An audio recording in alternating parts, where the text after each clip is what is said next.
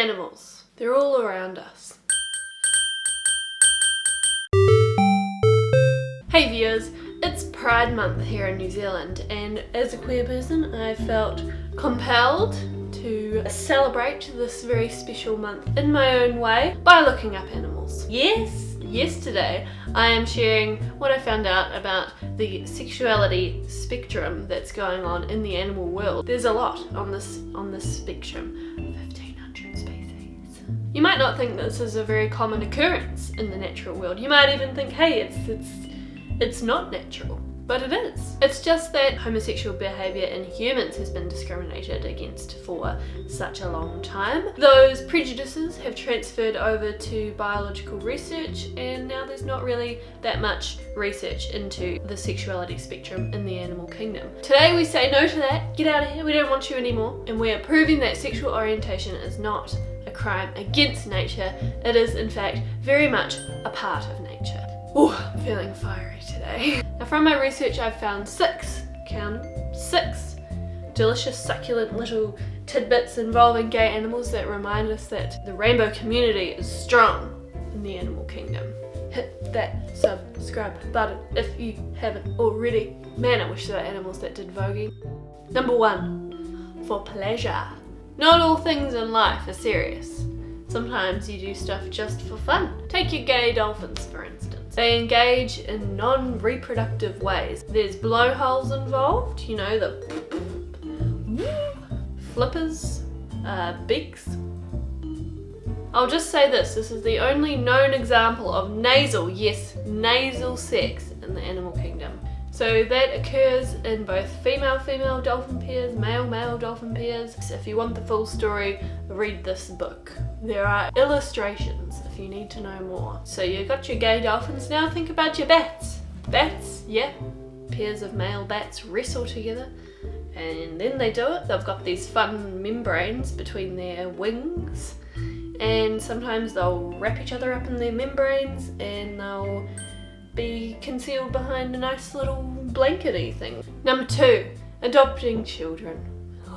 There's lots of examples of birds that partner up for life that are male-male or female-female or bisexual. They can switch if they want to have a male partner or a female partner. So one of those is male black swans. Now we all know how scary male black swans are.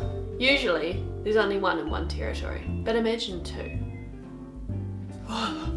That's why male-male black swan pairs are so powerful.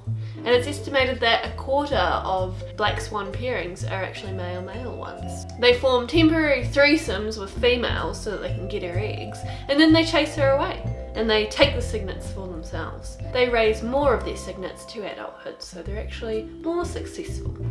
Both penguins and albatross have same-sex pairs. They will adopt eggs from other pairs in the colony, and some people have even thought maybe it's because there's a shortage of females or males that these birds pair up together, but no, it's simply out of preference. Even in vultures, you know, you tend to think of vultures as cold, heartless, uncaring. They feed on the meat of dead animals, for God's sake, but they have gay tendencies.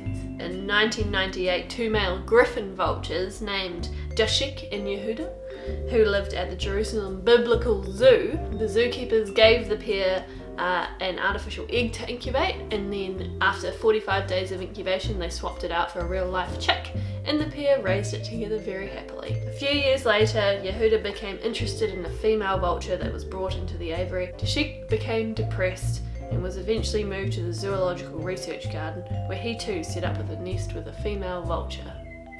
And that's what we mean when we say that sexuality is a spectrum. Bisexual vultures, you know, you do you, but it doesn't invalidate your previous experience of being a gay vulture, okay? Number 3, because it's hot. So we've got our birds, we've got our mammals. What about fish? Fish have been around in the world for a lot longer than some of those other animals. So do they have any homosexual or bisexual tendencies? Well, yes. This spoke to me because sexuality is very complex. We like watching this, but we don't want to participate. We like that being done to us, but we don't want to do that to somebody else. In some species of fish, the smaller, less flashy males can actually get a female's attention by flirting with a bigger fish, a bigger male fish. Researchers worked with the tropical Freshwater fish, Poecilia mexicana. They showed females video footage of the small drab males flirting with the larger flashy males. After watching this behaviour, the females spent more time swimming closer to the smaller and more drab male fish. You know, fish want someone who is comfortable in their sexuality too. We don't want no fragile masculinity complexes around here in my tank, not in my tank. Okay, number 4 is socialization. For a lot of species of animals, sexual orientation is also so that they can help to strengthen their social bonds together. So male elephants is one example. They usually live alone, but sometimes form bachelor herds. The boys get a bit lonely, you know, they want a little bit of loving touch, and so this says that they often form companionships within their bachelor herds, usually consisting of an older bull elephant and some younger elephants. And unlike heterosexual relations between the elephants, which are usually of a very brief nature, you know, get in and get it done, these ones can last several years. Bonobos. Bonobos are true bisexual queens. They live in matriarchal societies run by the girls, and usually if there's a conflict, say over some food, instead of fighting over it, they just have sex. The girls do it to the girls do it to the boys do it to the boys, the boys do it to the boys. 60% of the sexual interactions for the girl bonobos are with other girl bonobos. Now that is truly bisexual vibes. Number 5 is accidental. Scientists have observed a lot of insects, over 100 different species of insects, doing homosexual, bisexual acts. They do think that most of the time these are accidents, but it's actually more beneficial to the insects. They have more success with breeding if they just copulate with whoever they can find, rather than wasting an opportunity dilly-dallying about, is this one a girl or a boy? Insects don't care if they accidentally have sex with the wrong bug. They just carry on and enjoy it anyway. Number 6, because it can help you to maintain a powerful female society. Whiptail lizards. Some species of whiptail lizards have only females. That's right. No men allowed. No men exist. And they reproduce via a process called parthenogenesis, which basically means the lizards are asexual. They can give birth without having sex with anyone. They don't need any sperm to fertilize their eggs. Don't ask me to explain parthenogenesis. I don't know about that witchcraft. I'll just leave it up to the lizards. You may ask, where does the queer part come in? Well, female whiptail lizards will simulate mating processes. So one female whiptail lizard will mount another one. And it's been found that if they do this behavior, the female that's on the bottom, she ends up with bigger eggs. She's more fertile.